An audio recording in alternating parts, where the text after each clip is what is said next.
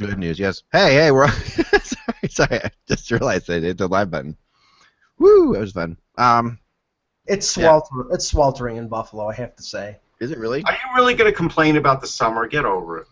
Yes, I'm going to complain. I complain about everything, Russ, so I have to complain about the summer. It's a really good point, Russ. You knew it was coming. Yeah. No, I mean, you haven't been trying to install an artificial ice rink in your backyard, which is like killing me. Like, it's so much. It's like it feels wrong to die by overheating while installing an artificial ice rink. An artificial ice rink in July. Yeah, I'm putting it up. A story. If you do die, I will go and cover it. All right, thanks. Yeah, you're the exclusive. Yeah, that's why I look like as horrible as I look, because I was out there and it was it's so hot. Like you go out there for a second and you work. Oh, yeah.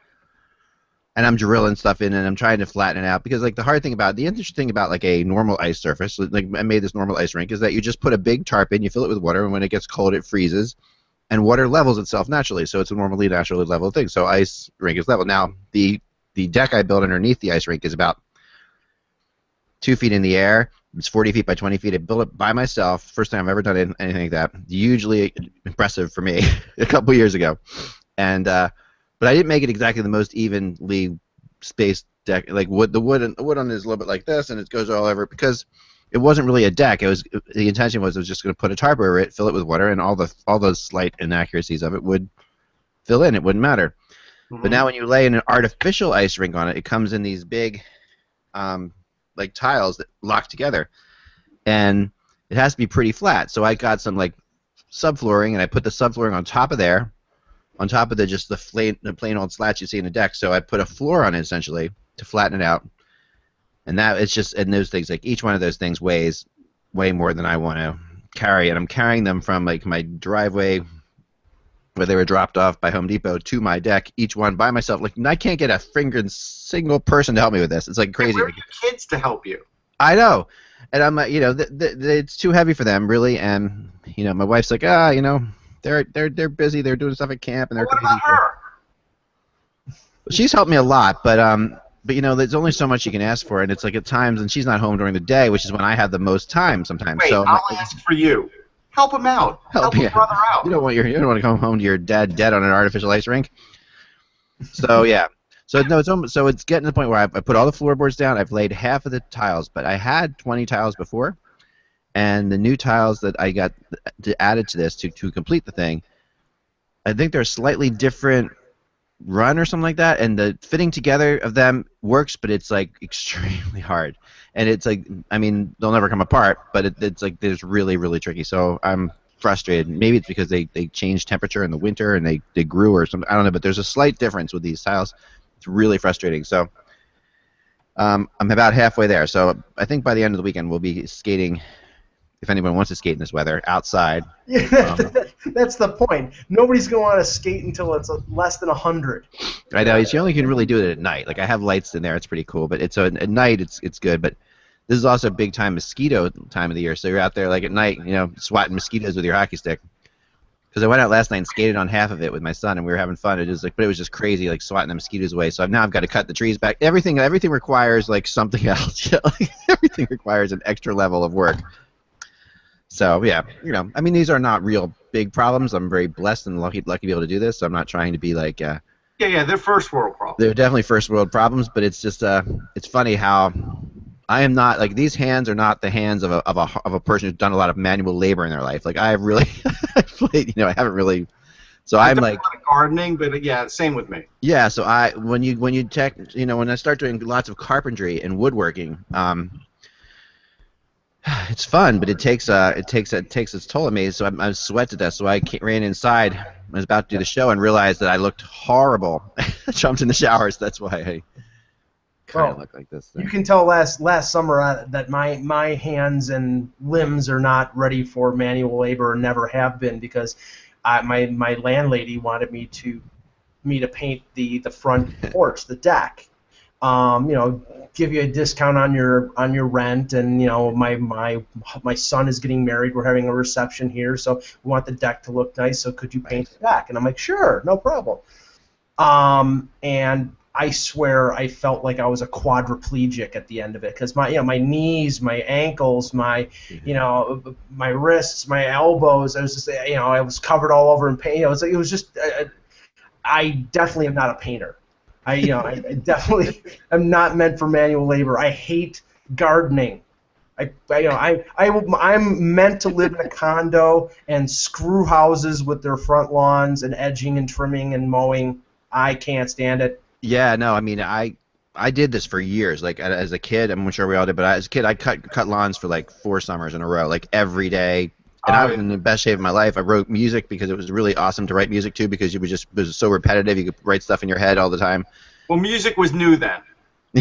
Right, but for me, it was like but no, it was really easy. It's if you've ever done anything repetitive, like stupidly repetitive, that's a great thing for your creativity, right? Just so like cutting grass is perfect for that. So I get all kinds of stuff, and I was in phenomenal shape, and I was just everything was. But so I've done that. I actually dug out. This is a really funny story.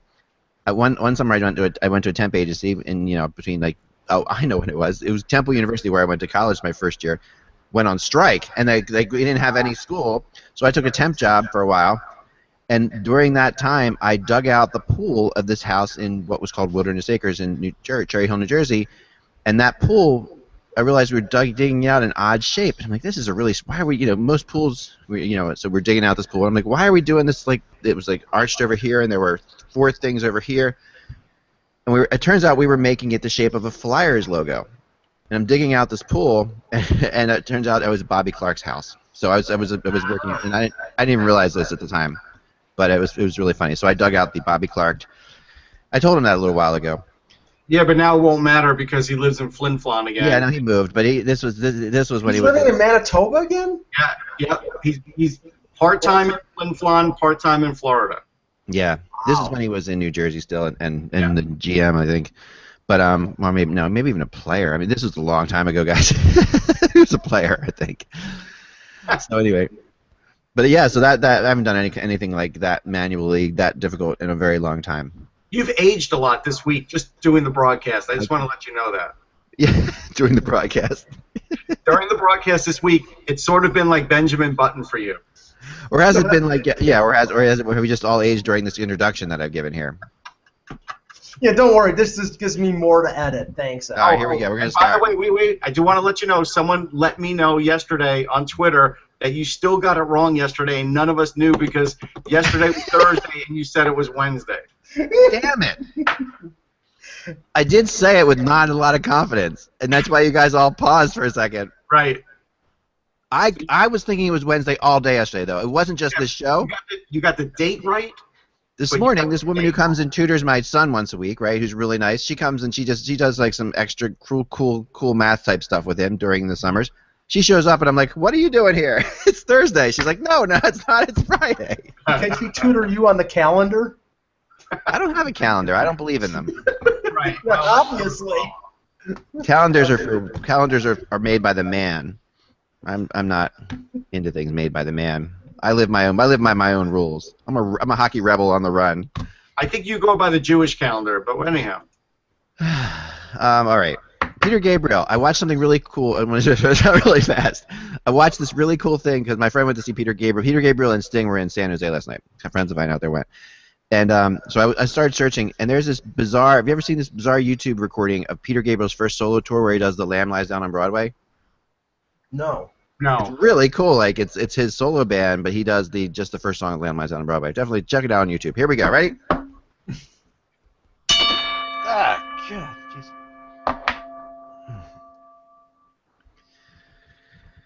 Yep. Hello, Hockey World. It's Friday, July 15th, 2016. It's Michael Lagello. I'm Russ Cohen from Sportsology. And I'm Eklund, and you're watching the HockeyBuzzCast on HockeyBuzz.com.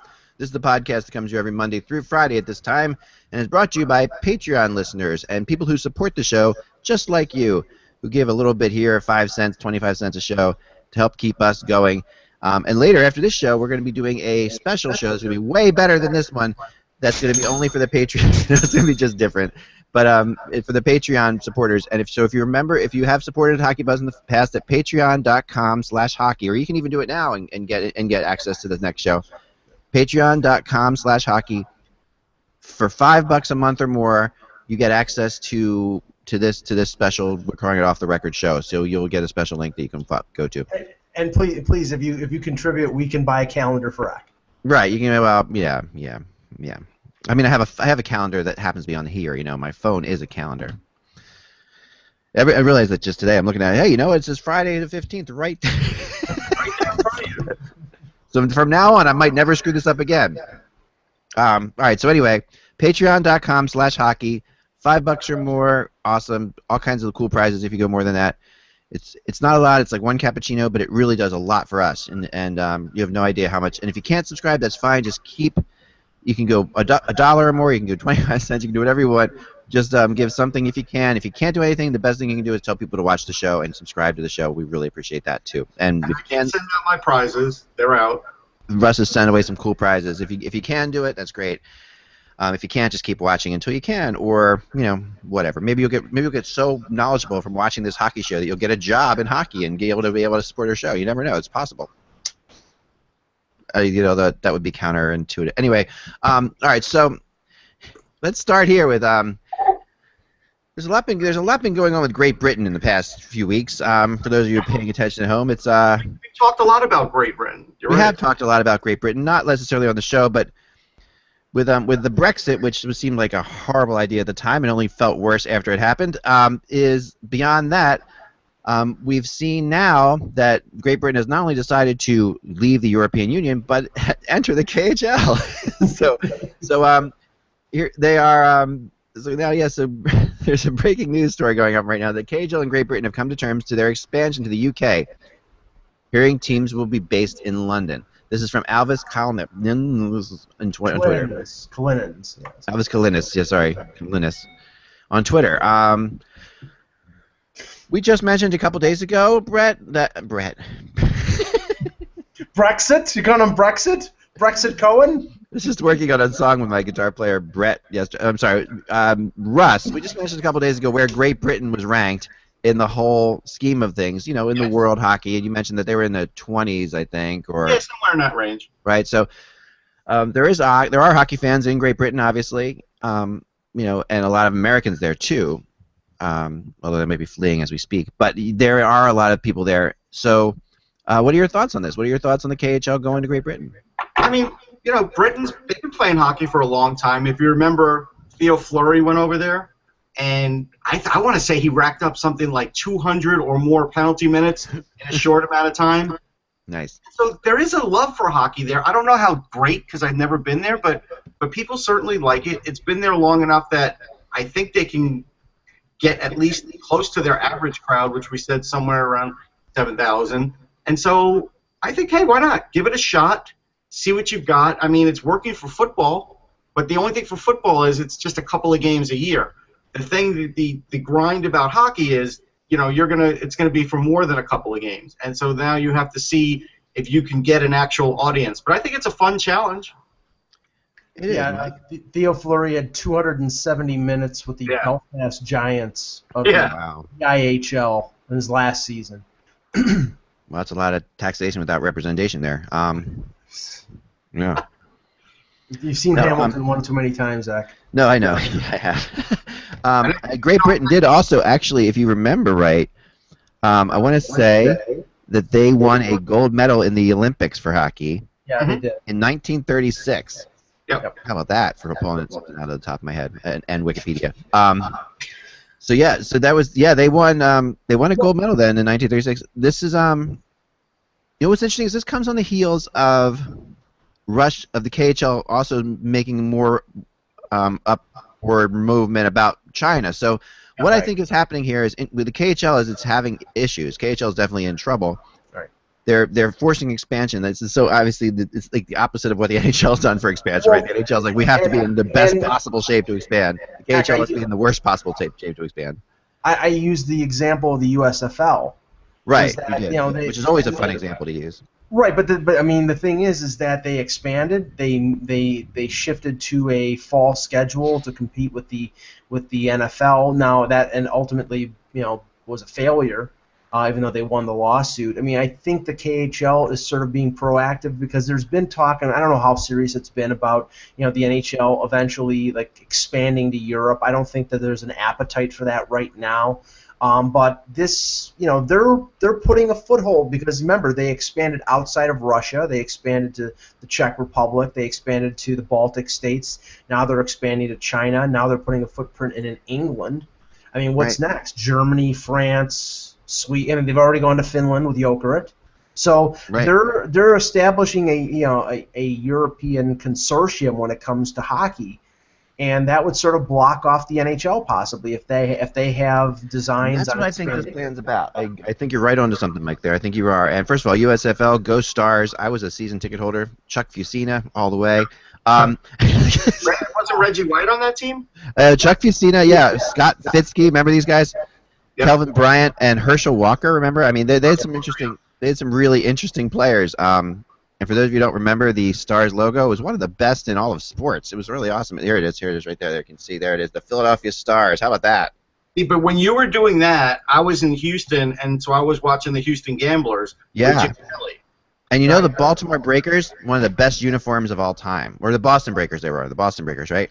Was that the aqua blue one? It was yeah, no, I got to show you the Boston Breakers. We'll go right back to this. The funny thing is that the New Jersey Generals, owned by, unfortunately, Donald Trump, they had they had Jim Kelly and Doug Flutie as their quarterbacks. So you had two future Buffalo Bills quarterbacks and Herschel Walker. Yeah. So actually, Walker was very happy that Trump owned that team because he signed them to a personal services contract. So of course, when the team went belly up like every other Trump business, Herschel Walker got paid for a lot of years. Wow, man! Yeah, nice mixing of sports and welcome to the HockeyBuzzCast summer where everything goes. That's awesome. I want to show you something. This is awesome too. I'm just going to pass this by because I thought this is one of the best uniforms of all time. Don't tell anybody. Whoever donates. The Breakers. Remember these guys? So this is like. Let me see if I can get this to focus in on this. Come on, focus there. You got it. Oh, come on. Anyway, it's too much white, I guess. But there you go. Oh, I can see it now. Yeah, remember that helmet? That helmet was so awesome. It was this big swooshy helmet. I like the swooshiness of it. This was a great team. I like the USFL. I went to all the games. I was there when they won the championship. I went onto the Veterans Stadium turf and ran around with about 150 other people who were at the game.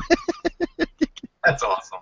They really were. It was a championship game, and they invited you to go onto the field because they wanted to make it look like a big deal.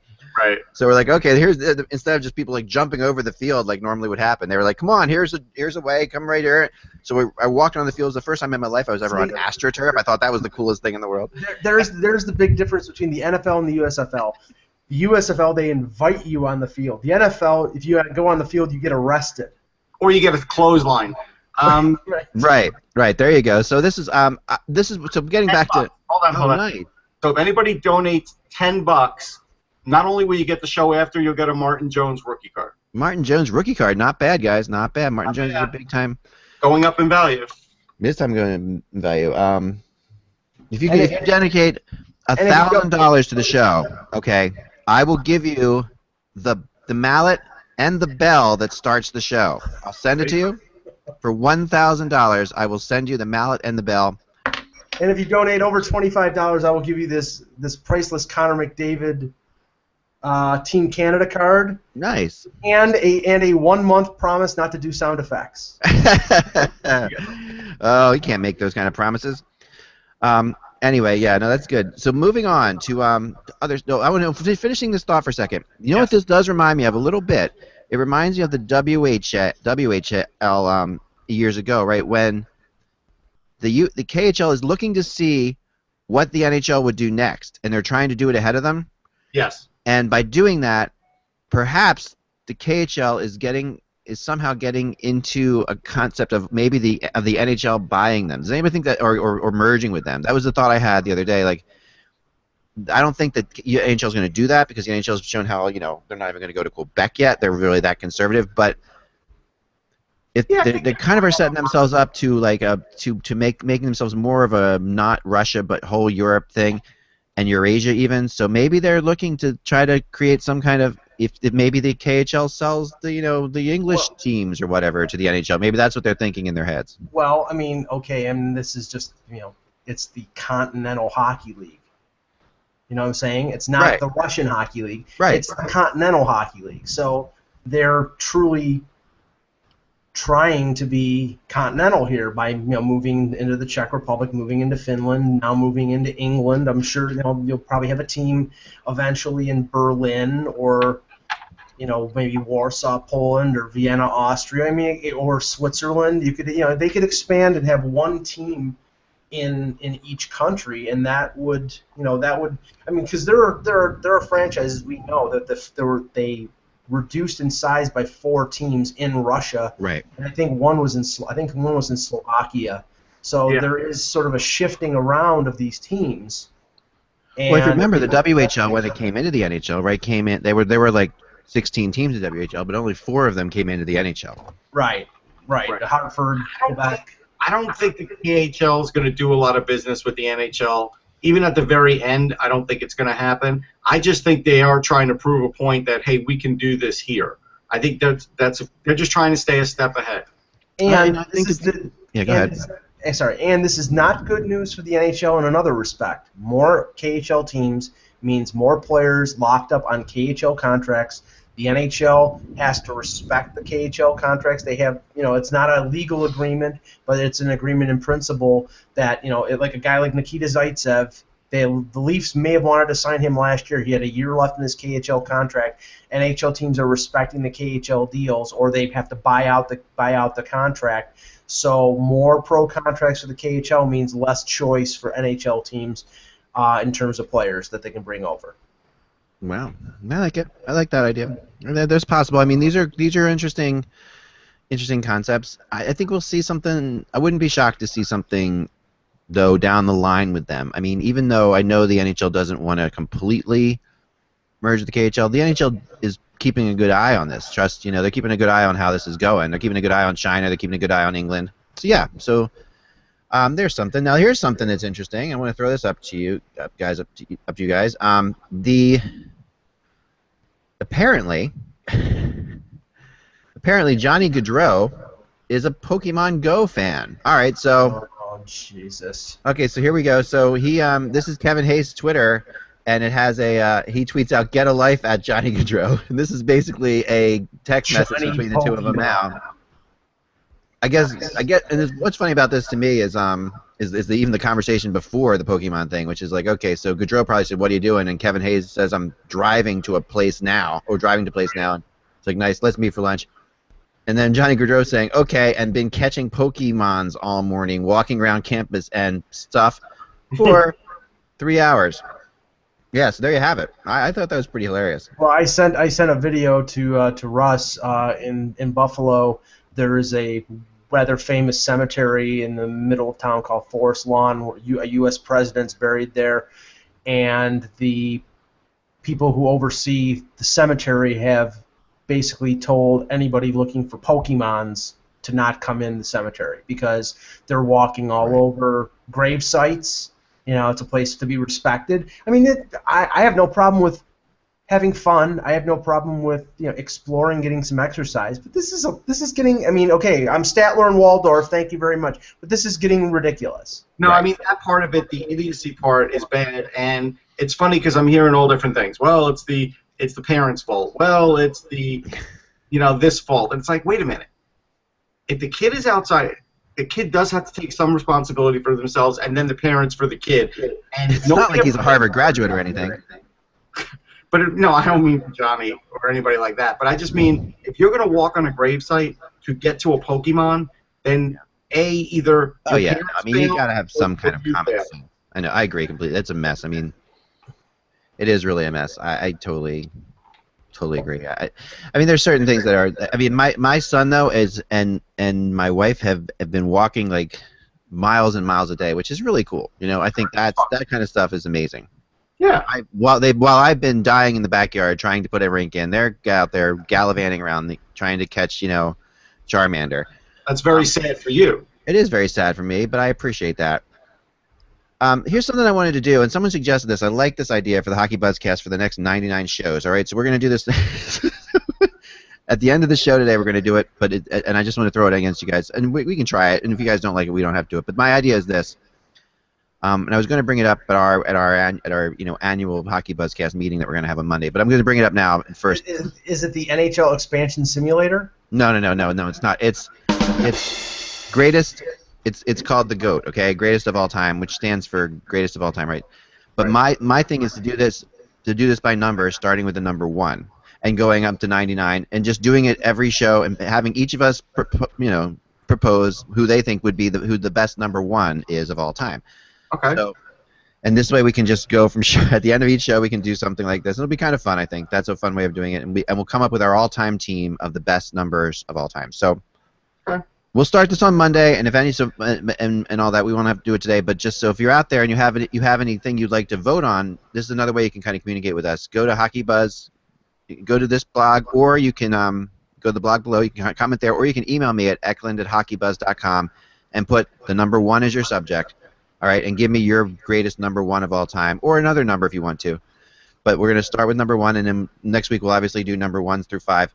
And and every number has been worn in the NHL. I checked this out. There's one number that's only been worn once, which is really interesting. I think I know what number that is. Which one is it? I think it's 69. Nope. Nope, I think it's 00. Well, that's actually we're not even doing that one. But there is only I think that has only been done once by Marty Biron, right? Why don't we'll do that as the bonus one for today. We'll start with 00 as Marty Biron. He wins that. He wins. He wins that. I don't. Maybe there were other 00s. I'm not sure. Although, if you're going to football, 00 Kenny Burrow from the Houston Oilers in the 1970s. That could be. Oh, okay. Yeah, right. There's others. I'm waiting for someone to go. For number 1, I'm already really conflicted. Like this is. Not this is a tough number. I'm really conflicted. I think I got mine, but I'll wait till Monday. What I think we should do is I'll put it out there on the Buzzcast. We'll debate it. And then in my next blog the next day, I will, or my blog that day, what I'll do is I'll put a poll out. So I'll give people, I'll get people to, no, what we'll do is this. Here's what we'll do. We'll put out our candidates, right? And I'll put that as a poll the next day. So it'll be the candidates that we put out, the 3 candidates or 4 or 5, whoever's on the show. And we'll put that in a poll and have people vote on it and see who they think. But number 1 is really, really tough. He was really. There's so many good ones. I think it's pretty obvious, but it's not. I mean, it's a goaltender number, so it's gonna be who's the best goalie who wore number 1. Right. That's got to be it, right? So that's what it comes down to. The number that's only been worn once is number 73. Can someone name who wore that number? Can you give me a hint? No, you have to wait for 73 shows. Oh, Jesus Christ. Why do I think it was Tyler Toffoli? Nope. Okay. 73 shows from now, we'll tell you who it was. So stay tuned. That's the big teaser. I'll find that out beforehand. Everybody out there will too, but I'm not going to tell you. I'm not going to tell you because that's just the kind of guy I am. All right. Somebody who wore 37 and flipped it the other way because it was taken. It may have been, but this was the last number that was. I heard this the other day, and I did some research, and it turns out to be true. This is the last number, and it wasn't long ago. This is the last number that was worn by a player. All right, so let's get back to regular news. Jamie Benn, surgery on Thursday to repair a core muscle injury. Hate when I hurt my core muscle. All right, so let's think about this for a minute. Last year he had both hips. Right. Now he's had a core muscle. That's a lot of work done on a guy in a short amount of time. Yeah, it is.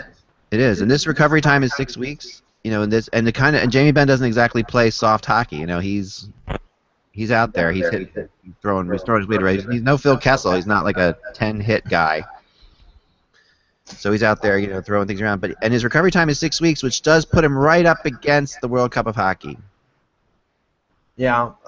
Well, the weird thing is that Benn is going into his walk year. He's a UFA at the end of next season.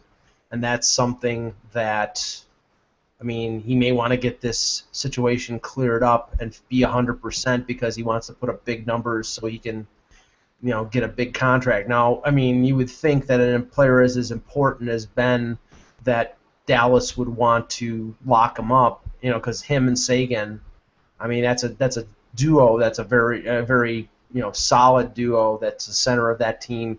The core of that team. But it's a little interesting that they haven't gotten him signed yet, and maybe there's a little hardball going on here. But maybe, yeah, it could be. I mean, but I think that, to me, I think this is more along the lines of just Dallas's situation, right? And the way. And Neil is not the kind of GM that panics. He knows he can do it. He thinks he can do it. And I think that everybody kind of. All right, guys. There's another person who wore that number besides that. That's the funny thing about it. But I was right, and you dismissed me. All right, Toffoli did wear 73, but there's another number, and I think I got that play. There's another number that I'm thinking of. So I'll get this together. What was I saying? What were we talking about? Jamie Benn. Thank you. Yeah, so Jamie Benn, he's going to be back. He loves it there. I mean, he wants to play there. So I think that I'm not really too concerned about the selling of his contract. I think the big thing is he's got to get healthy, and I think he probably should opt out to not play for Team Canada. I mean, I think that would be. Play. Well, I don't think he'll play either. The question is, how many? Like, we've been wondering since the end of last season about Carey Price. Yeah, he sounds like he's playing. I know, but how important is the World Cup to these players compared to how important it is for their own team? The teams are paying them money. Oh, I know, and I've said many times that if I was the Montreal Canadiens owner, I would not let Carey Price play in this tournament. I just wouldn't. I would say, listen, I don't mean to be a jerk. For whatever reason, it's pretty important to them. But I also would say this: I think it's less likely a goalie gets hurt than a position player.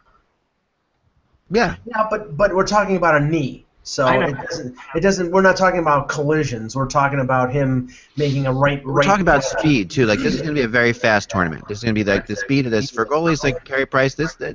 Injuries are possible, and I have to say it's a little late in the game for Benn to get this surgery. I mean, unless he hurt it during workouts. I mean, they've been out of the playoffs since May. That's true. So you're talking 6-7 weeks after the end of his regular season, and he's only getting. He waited a little bit long, yeah. Let's address that for just a minute, though, because that has become a trend in sports. Like, we used to always see a guy get operated on the minute the season ended. That is no longer the trend, and we all seem to complain about it, but it does seem to work out. But it does seem like a lot of times players now maybe are opting to see what happens before they go under the knife, to see if a situation will correct itself, and maybe that's why they take more time. Because I'm seeing this happen more and more. Well, Russ, I mean, you know this because of because you're a football fan too. Bruce Smith used to get his surgeries a week before training camp. Yeah. Why? Because he hated training camp. He didn't want to go sweat in Fredonia in 95-degree heat. He got he needs, he has an arthroscopic knee surgery. He'll be out the rest of training camp. That's really funny. He always did it just to avoid training camp. I don't think you'd see that with hockey players, but that is pretty funny. And I'm not saying that's what Benn is doing, but I'm just saying. Yeah, no, that's a funny trend. I've heard that with a couple pro football players, not just him. I think that's been now around there for a while. I think that it will be interesting, of course, to bring up the debate now who's going to make the team with Jamie Benn off the team. That's going to add another spot.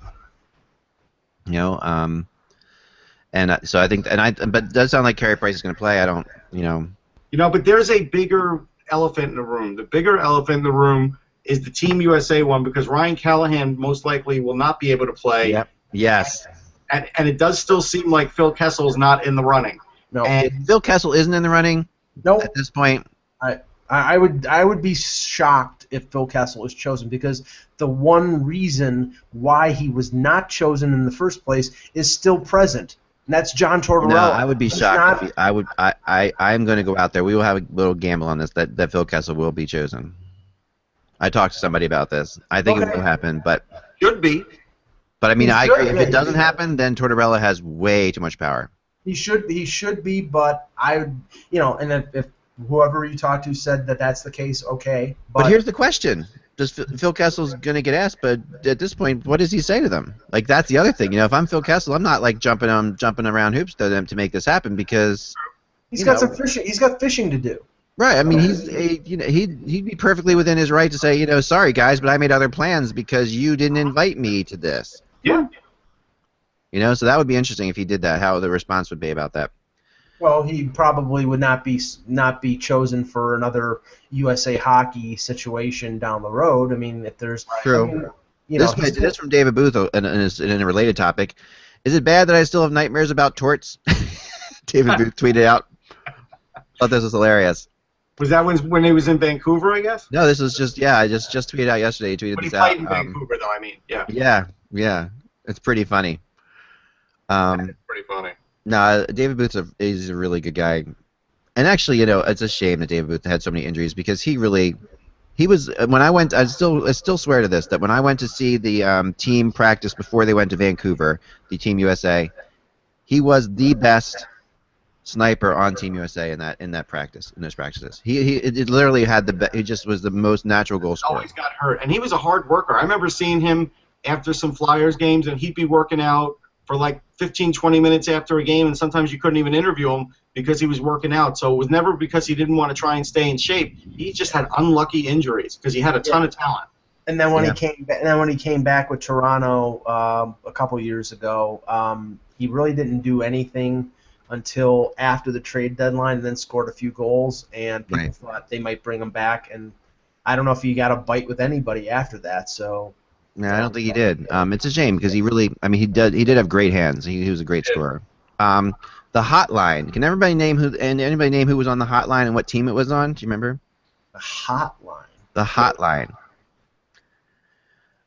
It's going to be the inaugural inductees to the Winnipeg Jets Hall of Fame. So this is coming up soon. So these Winnipeg Jets players from the hotline.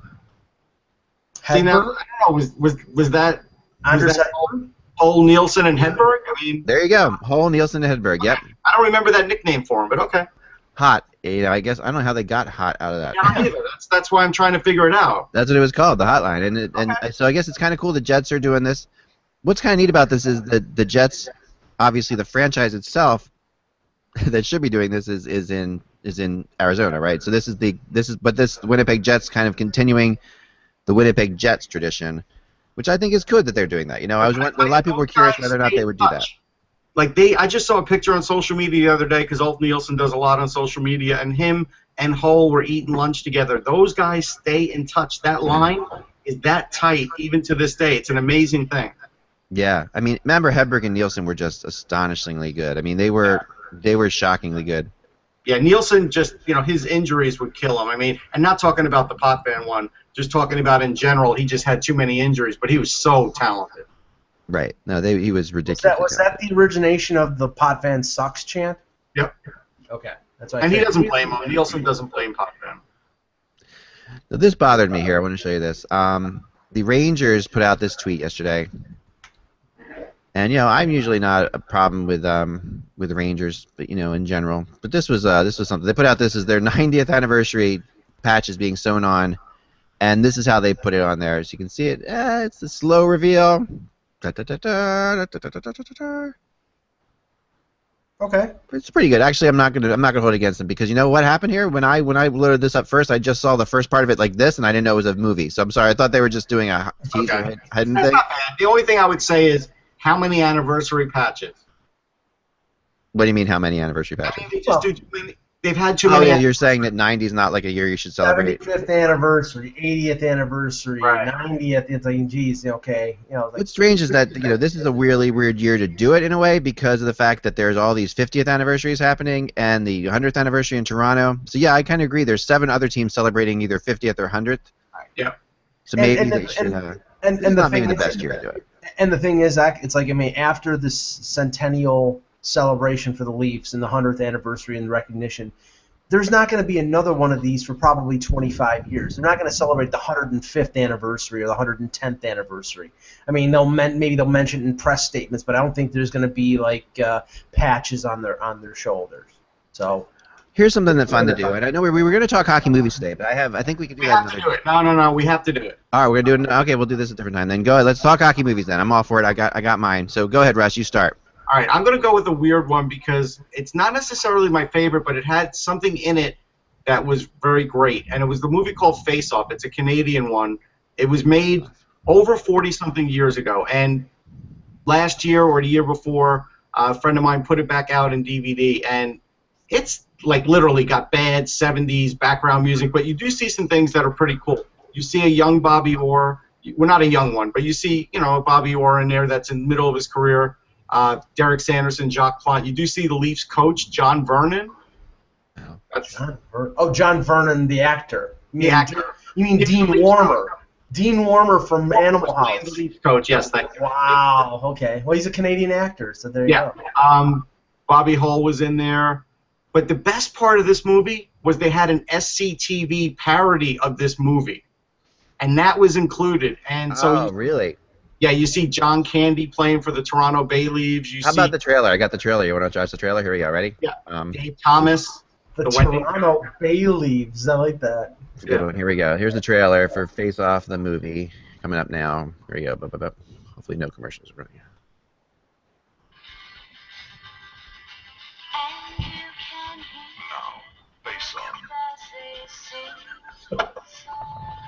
It looks thrilling. Okay. This is Mystery Science Theater written all over it. Yeah, please. Just. But that's why I'm saying if you get the DVD, the SCTV, or just look up the SCTV parody with Rick Moranis, Catherine O'Hara, Eugene Levy, it's amazing. Yeah. Wow.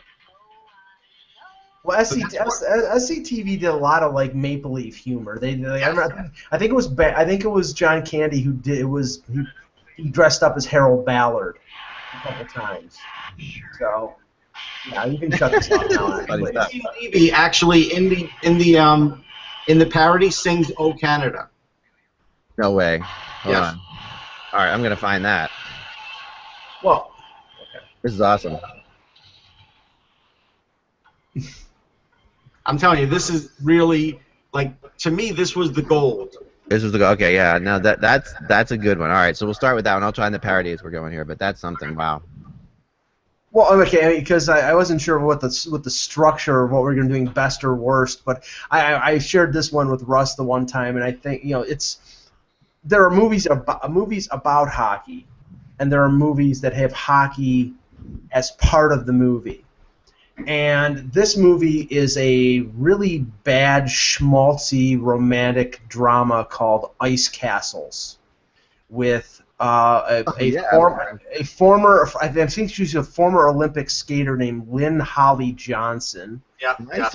And the noted thespian Robbie Benson, who did a basketball movie a few years later called, I think it was called One on One, where that was a good movie actually. That was a good movie. He was like a highly recruited player and college player, and the trials and tribulations of him. But I think Robbie Benson's like 5'4". Now for Ice Castles, she was blind, right? Yeah. This is the thing. Okay, for Ice Castles, she was a figure skater going on the track for the Olympics. He was a hockey player for the Minnesota North Stars. And have you ever seen Robbie Benson? Robbie Benson's he's like 5 This famous theme. Yeah, it's just the ultimate in schmaltz. Yeah. It really is.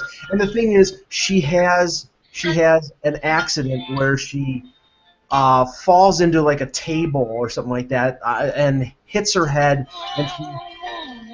Okay, please, can I? Sorry, it's one of the first things I ever learned on piano. Believe it or not. Oh, so anyway, Robbie Benson's this hockey player.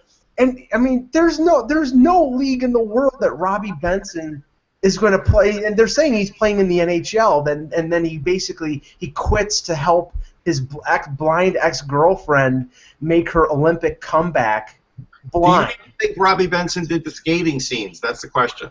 I'm not sure. I can't really tell. I mean. Okay.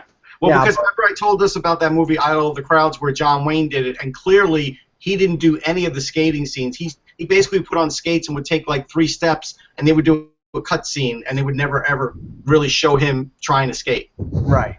Yeah, they had Frank Mahovlich playing him or something like that. Oh man. Yeah, that's a great one. Yes. Ice castles. Tom Skerritt as her dad. Like just it was just so bad. It was just bad. I've got two, and we gotta go. You gotta go because we gotta do our other show at 2:00. So if you're gonna check that out, we'll be starting up very shortly. It's patreon.com/hockey. If you subscribe for more than $5 a month, we're gonna be talking a lot of rumors and stuff like that in the second half. Stop that. The two I have to do first. The two I want to bring up. I'm just bringing up the first one really fast. Is Youngblood is my favorite all time. I mean, it's You're like good ones. that's Rob Lowe. But the one good thing about Youngblood is that it had NHL players in it. Rick Tocchet was in it. Yep. Yeah. Peter Zezel was in it. The late Peter Zezel was in it. I think Steve Thomas was in it. Yeah, I mean they're beyond. And of course, Miracle's the number one all time in my book. But we all know.